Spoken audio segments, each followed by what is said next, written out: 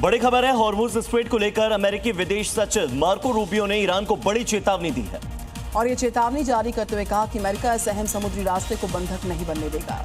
Hormuz को लेकर जल्द ही अमेरिका ईरान के खिलाफ एक बड़ा कदम उठा सकता है, क्योंकि रूबियो ने अमेरिकी मीडिया से बात करते हुए कहा कि हॉर्मुज एक इंटरनेशनल रूट है। किसी एक देश को ये तय करने का अधिकार नहीं हो सकता कि कौन वहां से गुजरेगा और कितना भुगतान करेगा। ईरान कहता है कि रास्ता खुला है, लेकिन अगर जहाजों को उसकी अनुमति लेनी पड़े, पैसा देना पड़े या धमकी झेलनी पड़े तो इसे रास्ता खुला नहीं माना जा सकता। रूबियो ने आगे कहा कि ईरान मौजूदा संकट से बाहर निकलना चाहता है, इसीलिए अमेरिका से डील को लेकर गंभीर है, लेकिन हमारी शर्त है कि ईरान एटम बम बनाना छोड़े। व्हाइट हाउस ने राष्ट्रपति डोनाल्ड ट्रंप को फांसीवादी बताए जाने पर निशाना साधा। व्हाइट हाउस ने साफ कहा कि डोनाल्ड ट्रंप को फांसीवादी बताने वाले बयान हिंसा को उकसाते हैं। 2 साल में ट्रंप पर तीसरी बड़ी जानलेवा कोशिश। प्रशासन ने दावा किया कि इतिहास में किसी अमेरिकी राष्ट्रपति को इतनी बार गंभीर हमलों का सामना नहीं करना पड़ा। तो अफगान की सीमा पर बढ़ते हमलों ने क्षेत्रीय हालात को बहुत ही संवेदनशील कर दिया है। कुनार में मिसाइल हमलों में बच्चों समेत कई लोगों की मौत हुई, जिसके बाद गुस्सा भड़क गया, जबकि पाकिस्तान पर संप्रभुता के उल्लंघन के कई गंभीर आरोप भी लगे। बलोचिस्तान में रहने वाले नागरिकों ने पाकिस्तान पर अफगानिस्तान की संप्रभुता के उल्लंघन का आरोप लगाते हुए कड़ी निंदा की है। बयान के मुताबिक पाकिस्तान के कुनार में नागरिक इलाकों पर मिसाइल और हवाई हमले किए, जिसमें 4 बच्चों की मौत हो गई, जबकि 47 लोग घायल हुए हैं, जिनमें ज्यादातर बच्चे, महिलाएं और बुजुर्ग लोग शामिल हैं। साथ ही शोरबाग, स्पिन बोल्डक और लुकमानाबाद जैसे सीमावर्ती इलाकों में भी हमलों की खबर है।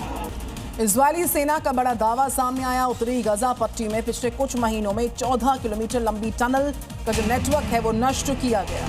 बताया गया कि टनल के अंदर रहने के कमरे बनाए गए थे, हथियार थे, हथियारों को भी नष्ट कर दिया गया है, कमरों को नष्ट कर दिया गया है। टनल में जो ठिकाने बनाए गए थे छिपने के लिए, उन तमाम ठिकानों को ध्वस्त कर दिया गया। जर्मन चांसलर फ्रेडरिक मर्ज ने साफ कह दिया कि अमेरिका के पास ईरान की युद्ध से निकलने की कोई स्पष्ट रणनीति मौजूद ही नहीं है। उन्होंने चेतावनी दी है कि ईरानी नेतृत्व की वजह पूरा देश अपमानित हो रहा है। इस वजह से यूएस के पास कोई रणनीति दिखती नहीं है, जर्मन चांसलर की ओर से कहा गया।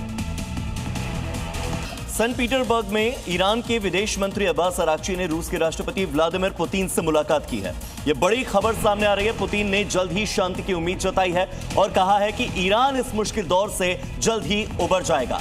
रूस ईरान का सहयोगी होते हुए भी यूक्रेन युद्ध के चलते मध्य पूर्व संघर्ष से दूरी बनाए हुए है, इस बात को भी उन्होंने क्लैरिफाई किया। सेंट पीटर्सबर्ग में ईरान के विदेश मंत्री अब्बास अराक्ची ने रूस के राष्ट्रपति व्लादिमीर पुतिन से मुलाकात की। यह बैठक अमेरिका इजराइल के साथ जारी संघर्ष को खत्म करने की कोशिशों के बीच हुई। पुतिन ने कहा कि रूस शांति स्थापना के लिए हर मुमकिन कदम उठाने को तैयार है। रिपोर्ट के मुताबिक हमलों में ईरान में 3000 से ज्यादा लोगों की मौत हो चुकी है। बैठक में सरगेई लावरोव समेत कई शीर्ष अधिकारी मौजूद रहे। रूस ईरान ने अपने रणनीतिक संबंध जारी रखने पर भी सहमति जताई। ईरान से समझौते में आ रही जो रुकावट है उसको लेकर ट्रंप नेशनल सिक्योरिटी अधिकारियों के साथ बैठक करने वाले हैं और इस मुलाकात में आगे उठाए जाने वाले जो तमाम कदम हैं उसको लेकर चर्चा संभव है। हो सकता है ट्रंप इस बैठक में ईरान पर फिर से बमबारी का फैसला ले सकते हैं, क्योंकि सीज फायर को लगभग 3 हफ्ते होने वाले हैं। फिर भी दोनों देशों के बीच बातचीत बेनतीजा रही है, क्योंकि तेहरान की ओर से संघर्ष खत्म करने के लिए दिया गया नया प्रस्ताव वॉशिंगटन की तय शर्तों के मुताबिक नहीं है। इसीलिए ट्रंप अपने प्रमुख सुरक्षा सलाहकारों के साथ ईरान पर रणनीति बनाएंगे कि अब आगे क्या करना है।